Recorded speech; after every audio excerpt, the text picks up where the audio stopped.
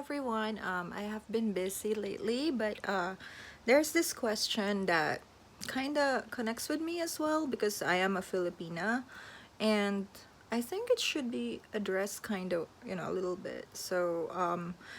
The question was, Mira, why don't Filipinos have, and especially Filipinas, he likes this girl, she's from Samar. No offense meant to people in Samar. Probably, someone is there. I mean, you met her there or something. And he was wondering why, even if he tries to send her enough funds, he said that he's sending her like 16,000 pesos a month.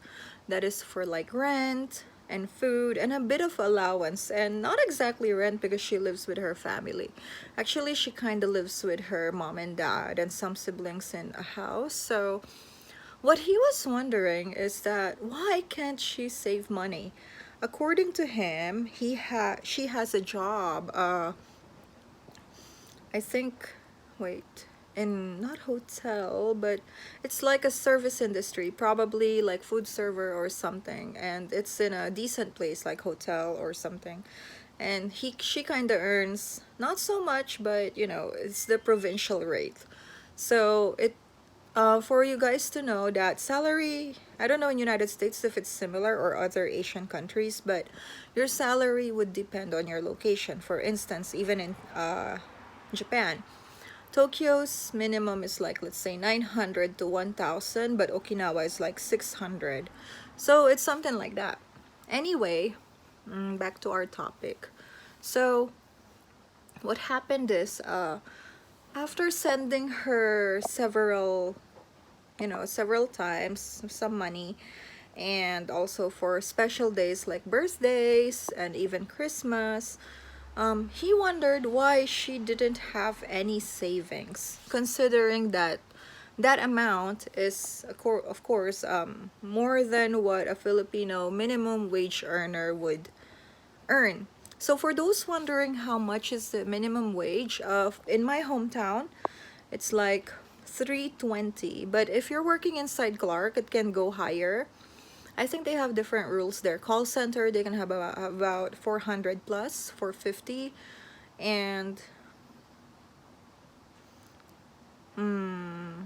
yeah, IT is higher. I think I posted that over YouTube. You guys can check it out over my community page, I think. Yeah. So most of your salary might go to taxes, and then PhilHealth, Philippine Health Insurance, and then SSS or pension, and then we have this mandatory government mutual fund. But normally these expenses are going to be shared with your employer, so half or more than half. So how is it? Why doesn't she have any savings, regardless of, basically it's excess money, right? Well, first of all, okay, in my country, a lot of people are not really outspoken about money. And at the same time, it's ingrained to us by the Catholic Church, passed down through generations, that money is like the root of all evil, or you have to share your money or something like that. So there's a religious side about it. For example, I've been living in Japan for a long time, and it's just recent that I could go home. Like, actually, I'm gonna go back this August. Anyway, yeah. My point is, whenever I say, oh, I love money, like that, my mom or my grandma would say like, hui, hui, don't say that, like that. So number one is religious belief, morality, like money shouldn't be loved before God or before anything else. And another thing that is connected with that, number two, is also again religion. We were taught to share our money. That's why we have this saying, share your blessings. For instance, like me, when I go home, they're gonna say, oh, Mira, share your blessings. You should, they expect me to bring something, which is okay if it's from the heart, but some people would expect you to pay a lot or most of it. I'm with I think I'm fortunate because my friends, they insist on treating me, or they would buy me like pasalubong or souvenirs from the Philippines, something that I could bring back to Japan. Even though if I'm gonna pay for that dinner, usually they would give me a lot of things, like a lot. Like most of the things that I showed at my hall, some of them were given. Yeah. And then what else? Another thing, so sharing is caring. That's our belief. You might see that a lot. So what does that mean? Well, Filipinos we were taught that we should share with our family, friends. That is why sometimes it's an overdue. You know, especially with the traditional overseas Filipino workers, the ones that I met in Japan, in London, in Korea, they would tell me, you know, over and over, you should save money because I gave everything and here I am. I'm still working and I didn't save any money. Um, on the I'm kind of also worried about my aunt in London, but I heard that, you know, she's going to get pension not only from UK but also she's paying in the Philippines. So she also settled my other aunt's, you know, what do you call that? Pension. So she paid for all of those. So everyone is secured. I don't have to worry. We have a house and so on. And unfortunately, one of my aunt passed away. But even though she passed away, we could use her pension to, you know, get for funeral something, which is kind of sad. But not expected, but you know, she was sick for a long time. So anyway, yeah, that's the point. So Filipinos love to share their blessings because it's what was taught for us. It's a cultural thing. Number three, um, taxes and other payments. So we are paying a lot of things. Electricity is too high, water is too high, and so on. I don't know in the countryside. And uh, sometimes, you know, if you would see the list that I posted online, they would pay more than, you know, necessary. Like for example, your salary is like 8,000 pesos for a minimum wage earner. You're gonna pay your, you know, the mandatory payments, and then you're gonna think about your transportation, food allowance. And then when they get a family, especially men, when they get a family, they would tell their wives to stop working. It is out of masculinity, like, because it's like this. If let's say I am married and then my husband is Filipino, they're gonna say like, oh, why are you letting your wife work? mm, it means you couldn't afford to provide anything for your wife. But sometimes it's also with the culture. They are kind of, you know, wives are also very traditional. They think that, oh, we don't have time to spend with our kids, well, we should spend time with them while they're young and so on. But they don't know, in the Philippines, we are catching up with time. I mean, you know, you're almost unemployable once you reach like 28 to 35, unless you have these, you know, like a board exam or special skills, or you could go to the call center. But for other people, of course, you could do skilled work, but you know, it's either you go to another country because we don't have enough jobs yet. And then next, so that's one reason why they don't have money, because there's only a single earner. So that is not good, right? And then next, aside from, okay, so 2 3, okay, expenses. Another one is we have this belief of you only live once. You have to enjoy life because you might die the next day. At least you enjoyed everything. And the really popular belief is you couldn't bring your money to your grave. But they never thought about their children sometimes. Like, can if I die, would my children have the same life as I do, or something like that? So sometimes, you know, let's say someone's trying to borrow money from me. If I don't lend them, because you know they couldn't really pay back, or you don't have enough money, they're gonna shout like, "Oh, you're so selfish. You couldn't bring your money to the grave. You know, karma will go to you. Blah blah blah blah." So some people feel guilty about that, or it's like a guilt trip.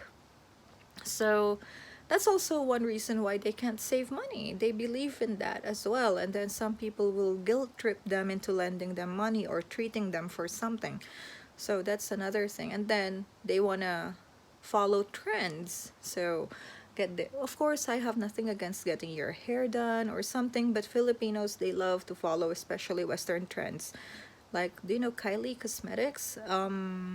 Kardashian. So that one, would you believe it? They have it and I don't. So no offense meant, but what I'm saying is they're willing to shell out money on things that are on trends. And sometimes they would even loan money, like they call it home credit, that you will have to pay monthly for something that you really don't need but you want it. Let's say an iPhone, a laptop, or even a car. They're gonna loan money for that sometimes, and then it's out of their pay, or it they couldn't manage that well. So that's also one thing why we don't have savings. They think that, oh, I'm gonna get my salary anyway, I'm gonna pay for that, but they never counted that there are other necessities that they need, or they need an emergency fund. So that's another problem, the you only live once. Then next, and then sometimes they would be criticized if they don't have like new things. For example, me, especially for overseas Filipino workers, if you have a Filipino wife, they're gonna say like, why don't you have a new bag? Why don't you get your hair done? Your husband has money, you have money, you have a foreigner, you could afford those things. So sometimes there's a pressure of this standard that they have to maintain or something. So due to that, they tend to spend more than what they have. So, and then they couldn't save money. Believe it or not, maybe ours, a lot of Filipinos, they don't have savings in the Philippines, even overseas Filipino workers. Have you asked your wife or girlfriend if they have savings? So, according to the study, the ones that I heard, I think it's a few years ago, of course it's updated now, most Filipinos who have bank accounts are either it's connected to their work, or it's like mostly connected to their work, 60 to 80%, but only few save money. And then next one, we don't have financial education. I know many countries don't have it, including Japan, but in Japan they have this culture of saving. But in the Philippines, like zero, nada. And because of this, they don't know how to spend their money, and they still tend to spend extravagantly. So once they get money, they buy unnecessary things, or they do those things. So without financial education, they don't know the importance of working together with your husband and saving money together for emergency funds and so on. And then next, another problem with why we don't have savings perhaps is we love to celebrate. So for instance, it's my wedding day. I can shell out money or even borrow money because other people expected for me to do that. Like, oh, Mira, you're in another country, you should have a big party for your birthday or something, which I find unnecessary. But of course, if you have money or if you really want it, it's not my problem, but it's true as well. So that's also one reason. They celebrate everything: birthday, recognition day, 1 month of the baby, 2 months, 3 months, 4 months, until the 1 year old, 7 years old, 18, 21, and so on. And then what's that? Wedding anniversary. So many celebrations.